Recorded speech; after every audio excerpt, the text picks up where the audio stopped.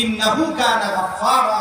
বান্দা, আমি রবের কাছে ক্ষমা প্রার্থনা করো, ইস্তেগফার করো, আমি ভীষণ মাফ করি। আর আমার কাছে যখন ইস্তেগফার করবা, মাফ চাইবা, ক্ষমা প্রার্থনা করবা, আমি একটা পুরস্কার দেব। এক নম্বরে ইউরসিলিস সামাআ আলাইকুম মিদরারা, তোমাদের জন্য পরিমাণ মতো, তোমাদের প্রয়োজন অনুপাতে আমি আসমান থেকে বৃষ্টি নামায় দেব। ইউরসিলিস সামাআ আলাইকুম মিদরারা। তাইলে পরিমিত মাত্রায় বৃষ্টি আমাদের দরকার কিনা? এর জন্য কি করতে হবে?